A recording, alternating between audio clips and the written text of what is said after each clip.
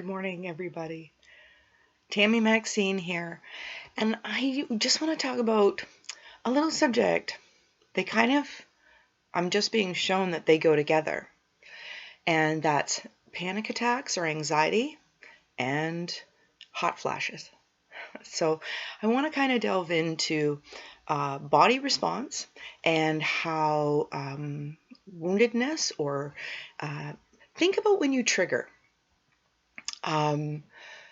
Someone does something happens outside of you that your energy bounces off of, and it is an inner trigger. Think of triggers not like, it doesn't have to be clear that it's a trigger. This is something different. Hot flashes is a trigger. People can trigger many different ways. Now, the beauty of discovering that your body triggers or you have inner triggers from an unconscious level. So it's like your brain, you can't talk your brain into understanding what's happening to you on an energetic level. The brain, the part of you that thinks you know, is so small, infinitesimal, small, but vast. Small and vast. That's a trigger. When I'll just say, after years of doing inner child work, what happens is you become intuitively attuned to your body's messages. And the more you find out about yourself, the more you mind your own business, the more you read yourself, the more you understand how everybody be. Does that make sense? Let me say that again. When we haphazardly externally judge, we are just as haphazardly judging the parts of us that we can't possibly understand because our ego, the box, doesn't want thinking beyond the box. See this box I'm in? If you were to judge me right now or put some kind of picture on me, I guarantee you'd likely be wrong, because we are all each much greater than that box. Discovering that is powerful. The discovery beyond the box is powerful. Now, what a head injury did for me, ironically, hit with a television. Have you thought of that? I often go, more to this than what my brain can possibly know. And from 2012 to now, 10 years later, so much has happened beyond that, I could never explain it. It's not possible. And I will continue to be able to explain it to myself as synchronicities pop up, as I understand and intuit my body. And I want to go back to menopause, our body's way of triggering, okay? Hormonally, we've just had enough. Tell a woman, Okay, I'm done. Okay, and stuff happens to women. Um, it's pointed out on a regular basis that we're not in the eyes of perfection already, and that our bodies can really, really heal themselves for the most part. This isn't needing a label.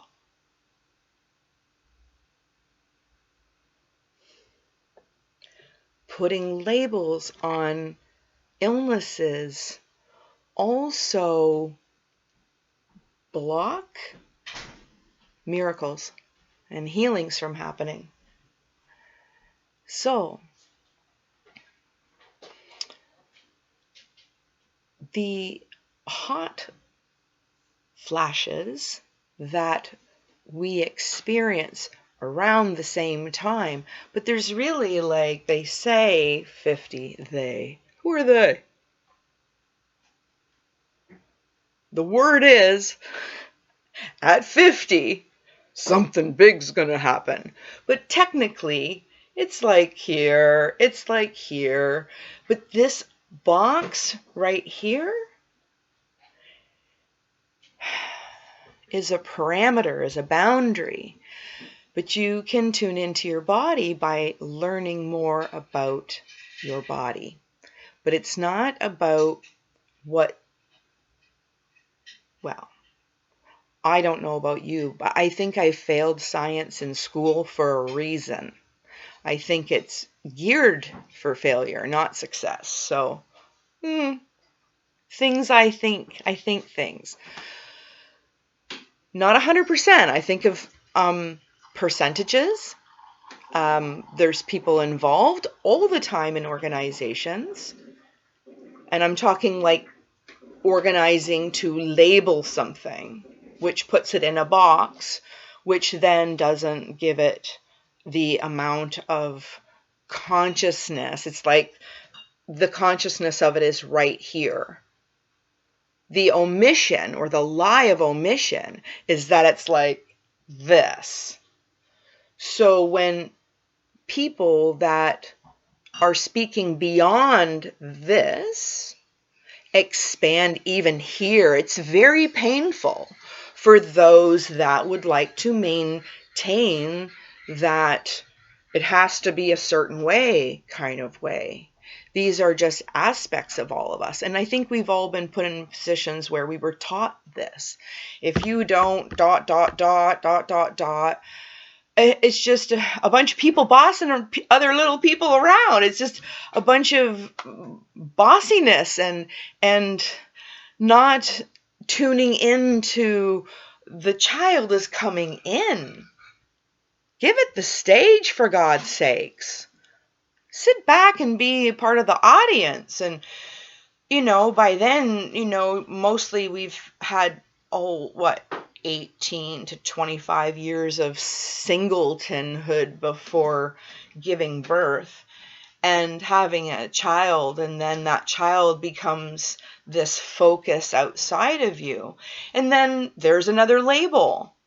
Okay, so now this child grows up over here and they leave the nest, and what is the female version of how we're supposed to experience that? It's written so many places that you cannot possibly have a different experience or perspective where anyone would understand you if they sat long enough to listen. And there you go. Now I'm thinking thanks for sitting here and listening to what I have to say, because for fuck's sakes, there's just so much going on, and I just want to talk about this stuff. I'm not very fond of labels, and I think that really puts everything in a perspective that it can't be expanded or flexible And I'm telling you, people's bodies are telling the truth, okay? Flexibility, the knees, the joints, you got pain in these areas. These are levels of flexibility. The body is so literal. So with this video being about triggers and anxiety, I want to give you a solution to any time you feel that, that panic come up. Like, I'm certain, I know there's 8 billion people on the planet. I'm certain a hefty amount of those people have in some way since March 2020 been consumed with levels of panic or anxiety. Now, what I'm explaining about these kinds of chemicals that trigger inside your body, they affect you. And these chemicals are negative chemicals, and they damage the good functions of your system. If they're out of whack, they're going to medically show up for you. It's like your body is showing pay attention and take the body literally. Heart area is heart area. Heartache is heartache. Feeling about it is a different thing, and that's adding to it. This is time to let go. And how do I do that? It's like, how can I? That's the question. People can say all kinds of advice, but how do I flip and do that? And the little tidbit of information that keeps popping into my mind, it's a skill, and that's from Toastmasters International, Toastmasters clubs. They are all over the world. And one of the things that is a true mark of stability in this group is that you learn such important things. The one thing I'm sharing with you is this thing called, I've got so many things flying into my mind right now. It's like, where was I? The biggest fear is speaking in public. Fair enough, right? One of the biggest fears in all human beings is speaking in public or speaking in front of a group of people, right? So that's the biggest fear. So at Toastmasters, when we know that technically if you only speak truth, you're speaking about what you know, no bullshit, call yourself on your bullshit. So when you're speaking from what you know and what you have good passion about, you are literally gearing up to share these parts of you. That's the lifting up. We want to know about you, okay? So there's steps. There's nothing like 10 speeches you've got to do not in a certain amount of time because there's no pressure, right? But it's a book and there's 10 speech content. Anyway, so one of the first things I learned, it's like, oh my God, I so needed to know this, is that you can see your speech. Okay, you're about to do a speech. You can see it as, I'm scared. But what you learn is that, no, you're not. You're excited. And because everything, especially your first speech, everything is everything you already know. So you're going to access it when you're going to speak it, I guarantee, because you're going to be in front of a group of people that you're safe to speak with. And so when you realize that the anxiety is actually passion, then you understand how a lot of people almost trigger from your passion just as easily as if you were angry. So then miscommunication, there's triggers from people's triggers, and it's a fucking mess. I'm telling you, bumping into people can go either way. So I just want you to know that once you realize that if you only speak of what you know, these little bits of anxiety, which is trigger woundedness, or is it triggered excitement? And the ego is afraid to kind of go over here because it's safer, survival, safer being triggered and thinking there's a threat. This is messy. And all it is if any of this gives you that, I never thought of that. Oh, I never thought of that. It's like, how many did you have? It's like, how many things come up? You don't have to, you might not even be able to explain it to yourself at first, but just trust and sit with it. Just trust and sit with it. Or you can write it down. What we talk about, or what I talked about earlier, was the synchronicities. And all these synchronicities end up kind of, they're like opening that, think of a flower. You had that little aha, that's that seed. That seed sits there. And you don't have to know how long it's going to take to grow. And you're not going to dig it up and go, how come you haven't been growing? Just know that those ahas are those little seeds. And those synchronicities, when you start paying attention, because now it's like the light came in. And what does light, it's like more light comes with light. So if you're allowing more light, so it's like you're going in further, versus going the other way and sinking so far into yourself in a I don't want to say in a negative way,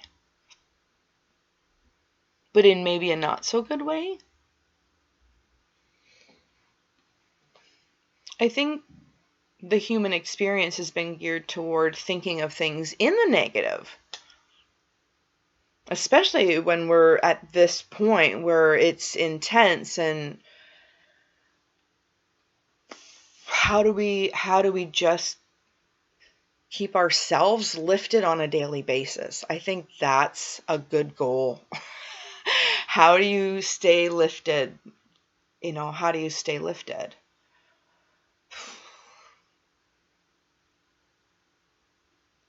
Well, that's a good question.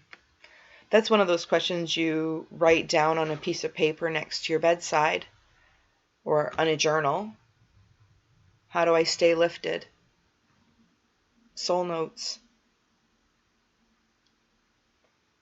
Get a journal and write, how do I stay lifted? ? And then close the book, and then you go to bed, and then when you get up in the morning, just get your pen and write the answer. Like, read the question again and write the answer without even touching a thought, and see what comes out. That's kind of how soul notes works. So I think the more in tune we are with ourselves, the more we understand ourselves, the more we can kind of awaken to having that, what others do and say, be that window that just observes, and like start to see yourself a little bit and not judge it. Like do or don't. If you were to look at it, are you instantly wanting to judge what you see or perceive? to be what's being shown to you. Like that's another thing we look at is everything you see is what's being shown to you. It's a message. It's all a message. ACIM will say you're the only one here. If we're the creator of our own, I don't know, like I'm sitting here in my space and nobody else created this but me. So yeah, in a sense, I'm the creator of my life. And that goes, what, only to the good stuff?